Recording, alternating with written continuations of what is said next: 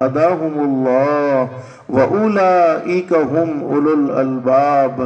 اللہ فرماتے میرے بندو اور میری بندیوں، تم زمین پر عمل کی نیت کرو گے، تم زمین پر عمل کا ارادہ کرو گے، میں رب العالمین آسمانوں پر تمہارے لیے ہدایت کے فیصلے کر دوں گا۔ تو ہدایت سے بڑھ کر کوئی دولت ہو نہیں سکتی۔ دنیا کی مختصر سی زندگی میں انسان کو سب کچھ مل جائے، لیکن ایک مرتبہ ہمارے آقا تاجدار مدینہ محمد الرسول اللہ صلی اللہ علیہ وسلم تشریف فرما ہے، صحابہ کرام کا مجمع موجود ہے۔ حدیث شریف میں ہمارے نبی حضرت محمد الرسول اللہ صلی اللہ علیہ وسلم نے ارشاد فرمایا، سن لو میرے صحابہ کرام، کل قیامت کے میدان میں جس وقت کوئی کسی کے کام آنے کو تیار نہیں، کوئی کسی کو ساتھ دینے کو تیار نہیں، کوئی کسی کا سہارا بننے کو تیار نہیں، دنیا کی مختصر سی زندگی دیکھ لیں، لوگ نفرتوں میں زندگی گزارتے ہیں، لوگ لڑائی جھگڑوں میں زندگی گزارتے ہیں، تو آخرت میں کون کام آ سکتا ہے؟ آخرت میں کون ساتھ دے سکتا ہے؟ حدیث شریف میں ہمارے نبی نے فرمایا، قیامت کے میدان میں کوئی کسی کا نہیں ہوگا۔ اس وقت کچھ لوگ ایسے ہوں گے جن کے چہرے نور کی طرح چمکتے ہوں گے، اور وہ موتیوں کے منبر پر یعنی موتیوں کی کرسی پر بیٹھے ہوئے ہوں گے۔ اب لوگ پوچھیں گے، اللہ یہ کون لوگ ہیں؟ ان کو اتنا اونچا مقام مل گیا، اتنا اونچا مرتبہ مل گیا۔ قیامت کے میدان میں نفسا نفسی کا عالم، کوئی کسی کے کام آنے کو تیار نہیں۔ یہ دنیا کی زندگی میں ہم گرمی کے موسم میں تھوڑی بھی گرمی کو برداشت نہیں کر سکتے ہیں، حالانکہ سورج ہم سے ہزاروں نہیں، لاکھوں نہیں، کروڑوں میل دور ہے، اس کے باوجود گرمی کے موسم میں ہمیں سورج کی تپش برداشت نہیں ہوتی ہے، سورج کی تپش کو ہم برداشت نہیں کر سکتے ہیں۔ حدیث شریف میں موجود ہے، قیامت کے میدان میں سورج بالکل سر کے اوپر ہوگا، اور اس وقت کون برداشت کر سکے گا؟ لیکن ایسے خطرناک عالم میں کچھ لوگ ایسے ہوں گے جن کو اتنی عزت ملے گی، جن کا اتنا اکرام و احترام ہوگا۔ ہمارے نبی نے فرمایا صلی اللہ علیہ وسلم، ان کے چہرے نور کی طرح چمکتے ہوں گے، اور وہ موتیوں کے منبر پر تشریف فرما ہوں گے، حالانکہ وہ انبیاء کرام کی جماعت نہیں ہوگی۔ انبیاء کرام اللہ کے وہ مقدس اور وہ پاکیزہ بندے ہیں جن کو اللہ پاک نے وحی لے کر دنیا میں بھیجا، انسانوں کی ہدایت کے لیے دنیا میں بھیجا۔ نبیوں کی جماعت نہیں، شہداء یعنی اللہ کی راہ میں شہید ہونے والوں کی جماعت نہیں۔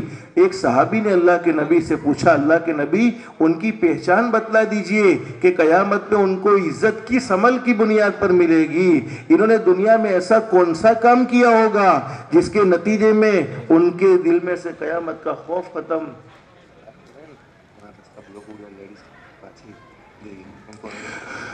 دیکھو بھائی، باہر بہت سے احباب کھڑے ہوئے ہیں، ان کی وجہ سے مستورات واپس جا رہی ہے، مستورات کا رستہ انہوں نے روکے ہوئے ہیں، تو مستورات کا رستہ برائے مہربانی کھول دیا جائے، اور جتنے احباب باہر کھڑے ہیں ادب کے ساتھ، احترام کے ساتھ مجمع میں بیٹھنے کی فکر، غیر الاسلام دینا فلن يقبل منه وهو في الآخرة من الخاسرین۔ اللہ فرماتے سن لو، جس کے سامنے مذہب اسلام کی تعلیم واضح ہو چکی ہے، صحیح راستہ اسے دکھا دیا گیا ہے، صحیح راستے کی پہچان اسے ہو گئی ہے، اس کے باوجود وَمَن يَبْتَغِ غَيْرَ الْإِسْلَامِ دِينًا فَلَن يُقْبَلَ مِنْهُ، اس نے اپنی زندگی کو اپنی منمانی گزاری ہے، یعنی مذہب اسلام کی تعلیمات کو سامنے نہیں رکھا ہے۔ اسلام نے اس موڑ پر ہماری کیا رہنمائی فرمائی ہے؟ تو اسلام مذہب کی تعلیمات کو سامنے نہ رکھا بلکہ اپنی منمانی زندگی گزاری۔ اللہ قرآن کریم میں فرماتے فَلَن يُقْبَلَ مِنْهُ، دنیا میں بھی قبول نہیں، آخرت میں بھی قبول نہیں۔ اور آگے اللہ قرآن کریم میں انجام بیان فرماتے ہیں وَهُوَ فِي الْآخِرَةِ مِنَ الْخَاسِرِينَ، اس سے بڑا نقصان اٹھانے والا دنیا اور آخرت میں کوئی نہیں ہو سکتا ہے۔ تو میرے پیارو، اللہ پاک نے ہمیں ہر موڑ پر رہنمائی کے لیے ہمارے آقا تاجدار مدینہ محمد الرسول اللہ صلی اللہ علیہ وسلم جیسے مشفق نبی عطا فرمائے ہیں۔ اللہ سے دل سے دعا کر لو، اللہ ہمیں سچی محبت نصیب فرمائے، سچا پیار نصیب فرمائے، اس لیے کہ حضرت اقدس نبی کریم صلی اللہ علیہ وسلم سے سچی محبت ہوتی ہے، حضرت اقدس نبی کریم صلی اللہ علیہ وسلم سے سچا عشق ہوتا ہے۔ اور محبت کا مطلب کیا ہے؟ قرآن کریم کے 28ویں پارے میں اللہ پاک فرماتے ہیں ما آتاکم الرسول فخذوا وما نہاکم عنہ فانتہوا۔